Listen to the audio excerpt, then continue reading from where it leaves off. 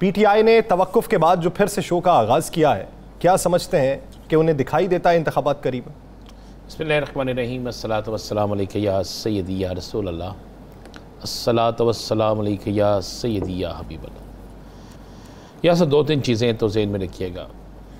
Election हो रहे हैं, निगरान सेटअप आ रहा है, और निगरान सेटअप के रास्ते में रुकावटें डालने के लिए पीटीएम के अंदर कुछ जमातें जो हैं वो इस पर बाज़िद हैं।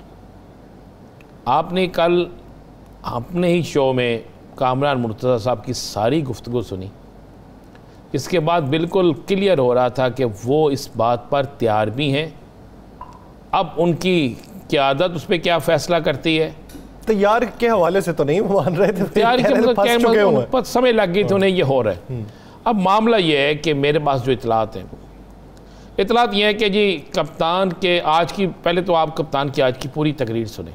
बड़ी लंबी तकरीर की है ना कप्तान ने, अच्छी खासी बड़ी लंबी तकरीर की और इस बड़ी मुफस्सल तकरीर की। इस पूरी तकरीर में उन्होंने उन चीज़ों को दोबारा दोहराया और वह सारा कुछ किया, लेकिन फ़र्क से उसमें यह था कि वो जो एक तलखी दिखाते थे कुछ चीज़ों पे, वो नहीं थी आज। और जो पुरअमन एहतजाज है, पुरअमन एहतजाज के रास्ते में किसी ने रुकावट खड़ी करने की कोशिश की या कोई ऐसा मामला हुआ, उस पर उन्होंने इशारा दिया। मैं आपको ख़बरें आज की बड़ी ख़बरें दे देता हूँ। यस सर, एक तो मैं आपको कह रहा हूँ कि इलेक्शन आ रहे हैं, निगरान अबूरी सेटअप आ रहे हैं, और निगरान अबूरी सेटअप बहुत जल्द आ रहे हैं, सितंबर अक्टूबर इसी चीज़ के महीने।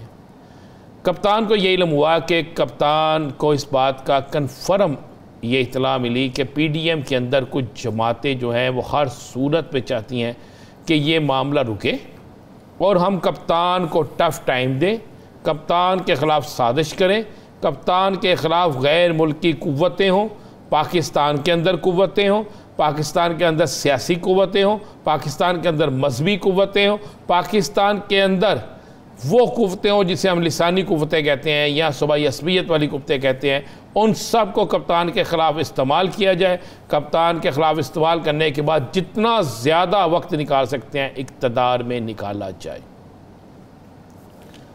और वो लोग शायद किसी अदारे के ख़िलाफ़ मैं इशारा देते, हो सकता है वो लोग आइंदा चंद दिनों में किसी अदारे के ख़िलाफ़ तकारीर, किसी अदारे के ख़िलाफ़ बयानात, किसी अदारे के ख़िलाफ़ प्रेस कॉन्फ्रेंस, ऐसे काम भी शुरू कर दें अपना एक प्रेशर बनाने के लिए। साहब इसी बीच मेरा एक सवाल ले लें, आप क्या समझते हैं कि ये जो ट्रेंड है ये कब रुकेगा? जो भी इक़्तिदार से बाहर होने वाला हो या जो भी इक़्तिदार में वापस आने वाला हो, उसके पास कुलिया एक ही होता है, ये कुलिया कब इख्तिताम पज़ीर हो? ये हो गया ख़त्म, ये कुलिया ख़त्म हो रहा है। इसलिए ख़त्म हो रहा है कि मेरा ख़्याल है कि अब किसी को भी इस बात की इजाज़त नहीं होनी चाहिए कि वो अपने मुकद्दम अदारे जो हैं उनके ख़िलाफ़ ये बातें करें।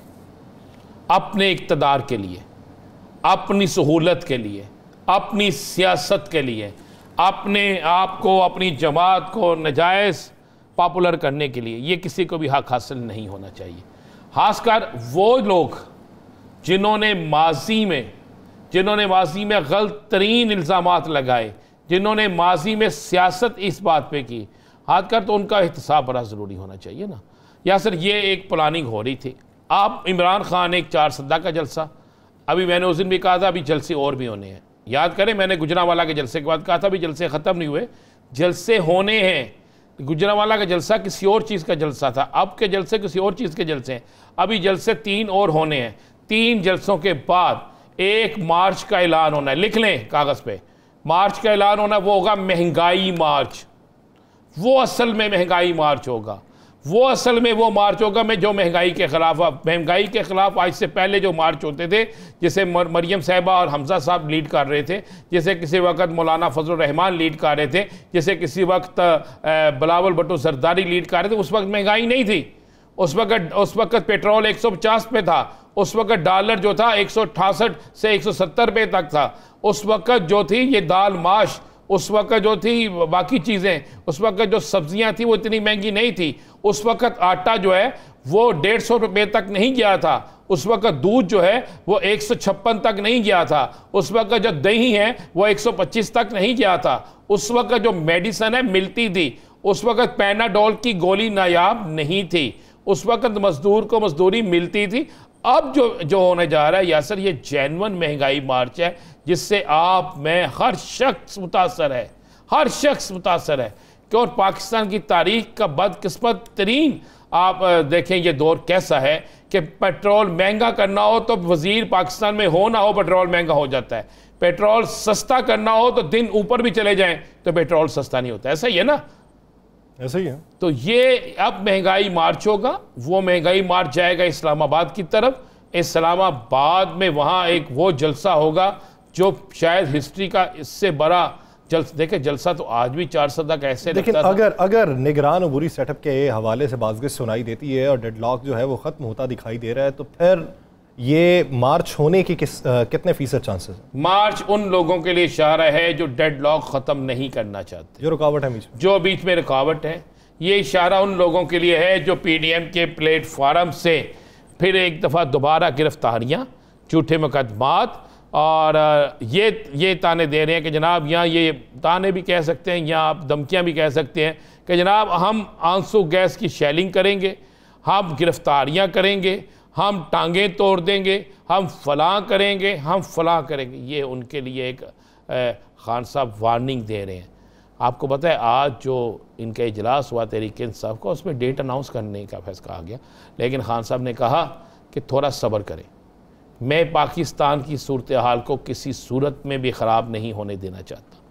मैं चाहता हूँ कि पाकिस्तान के अंदर हमारा मुतालबा ये नहीं है कि ये हमें इक़्तिदार में ले आओ, हम कहते हैं मुनसिफाना इलेक्शन कराओ। अगर आप अवाम को वो लोग ज़्यादा अच्छे लगते हैं जिन्होंने मुल्क को लूटा है, जिन्होंने अपने केसेस ख़त्म किए हैं, जिन्होंने महंगाई की है, जिन्होंने मामला जो है ख़राब किए हैं, तो अवाम उनको मुंतखब करें। और अगर अवाम समझते हैं कि हम बेहतर हैं तो अवाम हमें मुंतखब करें, जो मुंतखब वो कराए। अब उसको उसके पास मैंडेट हो, उसे काम करने दिया जाए। बड़ा सिंपल सा है, उसमें कोई डिमांड नहीं। अच्छा ये मामला तो मिसाक जमहूरियत में भी था कि मुनसिफाना इलेक्शन होने चाहिए। ये मामला तो PDM ने अपने जो चार्टर ऑफ डिमांड था उसमें भी लिखा हुआ था। मुझे नहीं समझ आती, मिसाक जमहूरियत भी बोल गया, चार्टर ऑफ डिमांड भी बोल गए, और अब तो मिसाक मईशत के बाज़गश्त है ना। चले मिसाक मईशत भी जो है वो किस लिए होती है, उसके लिए भी आपको एक सियासी इस्तेहकाम चाहिए ना। सियासी इस्तेहकाम है क्या? किसी एक जगह मुझे बता दें सियासी इस्तेहकाम, कोई एक जगह मुझे बता दें जहाँ पे सियासी इस्तेहकाम नज़र आया हो। इमरान खान ने जलसे किए हैं, इमरान खान ने तोड़ फोड़ नहीं की, इमरान खान ने जलसे जुलूस किए हैं, इमरान खान ने सड़कों को ब्लॉक नहीं किया, इमरान खान ने अपनी कानूनी जंग लड़ी है। आपने कहा जनाब पेश हो, भाई देखें फ़र्क देखें यासर, आज हमें अपने नाज़रीन को ये फ़र्क दिखाना चाहिए। और हमें, मेरा तो ख्याल था आज हमें वो फुटेज भी दिखानी चाहिए कि मरियम साहिबा को नैब का दफ्तर बुलाता है, नैब का दफ्तर बुलाता है तो रायवेंट से निकलते हैं तो पत्थर गाड़ी में रखे जाते हैं, दिखाया जाता है, गाड़ी से पत्थर निकाले जाते हैं, दिखाया जाता है, फिर नैब के दफ्तर पे पथराव होता है, दिखाया जाता है। और दूसरी तरफ पाकिस्तान का सबसे पॉपुलर लीडर जाता है SSP इन्वेस्टिगेशन के पास, वहां जाकर पेश होता है, अपना मौकफ बयान करता है, ठीक होता है। पाकिस्तान की सबसे बड़ी सियासी जमात के लीडरों को इस्लामाबाद हाई कोर्ट दाखिले से रोक दिया जाता है, जिसमें पंजाब के वजीर दाखिला, पंजाब के सीनियर वजीर, KPK के जो है वजीर आला, पंजाब के स्पीकर और दीगर वज़रा शामिल होते हैं, फवाद चौधरी जैसी सीनियर तरीन लोग शामिल होते हैं, सेनेटर शामिल होते हैं, लेकिन वहाँ पर एक भी पत्थर नहीं चलता, वहाँ पर एक भी नारा नहीं बजता। तो लगता है ये चीज़ें तो यासर साहब आपको नज़र आनी चाहिए। इन चीज़ों के बाद कप्तान किसी सूरत नहीं चाहता कि इस मुल्क के अंदर वो इनकलाबी जंग शुरू हो जिससे इंसानी जानों का ज़िया होता है, जिससे पाकिस्तान की डूबती हुई माशियत मज़ीद डूब जाएगी।